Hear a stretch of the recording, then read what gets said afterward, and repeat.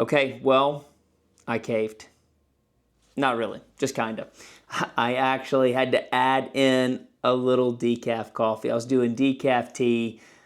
I don't really like decaf tea. So I just noticed that over the last couple of days.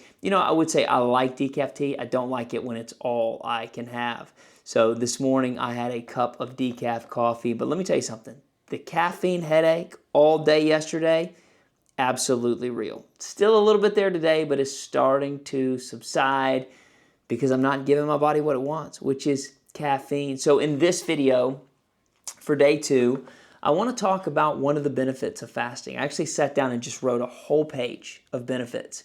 And each of the days of this fast, I want to just talk about one with you. Might even do a whole video on different types of fast you can do, maybe 3 different types of fast you can do if you're kind of starting out on your fasting journey.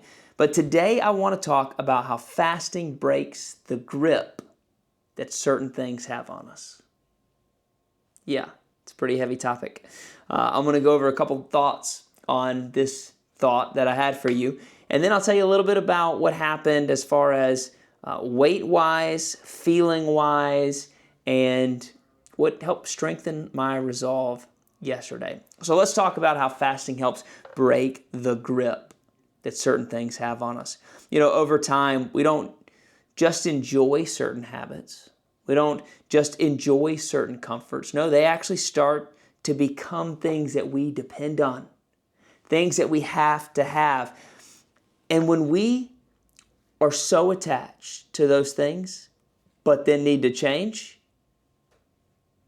feels impossible, doesn't it? Feels like there's no way that we're actually going to be able to change because the grip is too strong. I actually had a friend he had a family member who went to the doctor, and the doctor said, listen, you got to make these changes. You got to give this up. You got to do this. You got to change your lifestyle here. You got to do this, or you're going to die.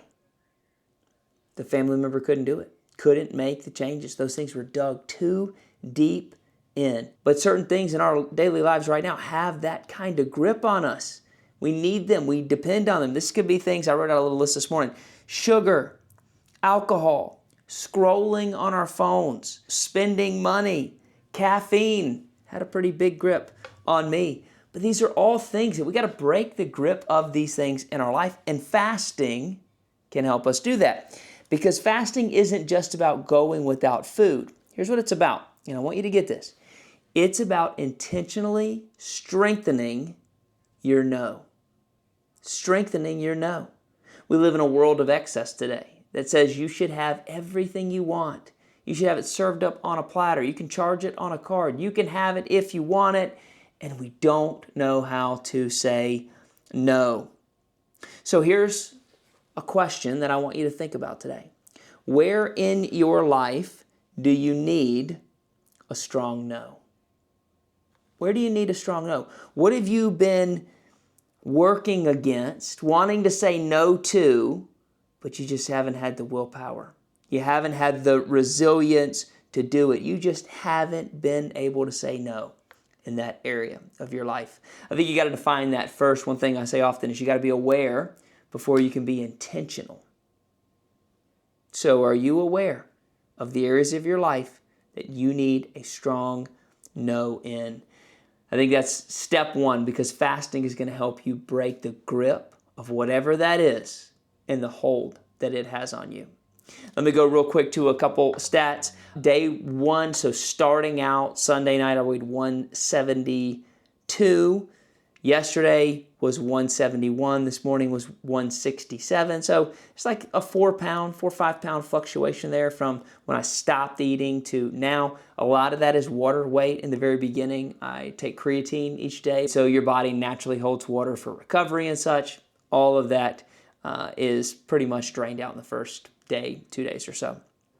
And then how did it feel? Well, how did it feel last night is the question. It was awful. It was awful. I crashed. I took my son home from soccer. It was probably 8 o'clock. I just crashed hard. Went to bed super early. 9:15 is very early for me. But part of fasting is about getting your rest in. And I woke up this morning not super excited about the day ahead. So what I did was I brewed me a cup of decaf coffee, which my body immediately was like, wait a minute, you're trying to trick me. I brewed a cup of decaf coffee, I got into my morning routine, and I centered my mind. And today, I feel good as new. We'll see about 7 or 8 o'clock tonight. But today, I felt like I had more energy than I had yesterday.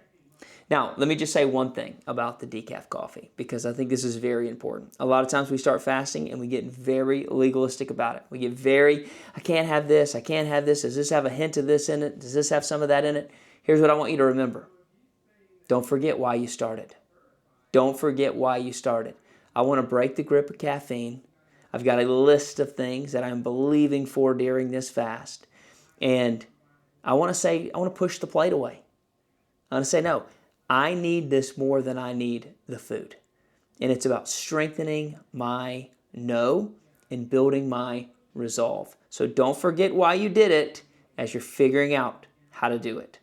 Okay, that's all I got for you today. Tomorrow, we'll pick a different thought on the benefits of fasting. I'll see you then.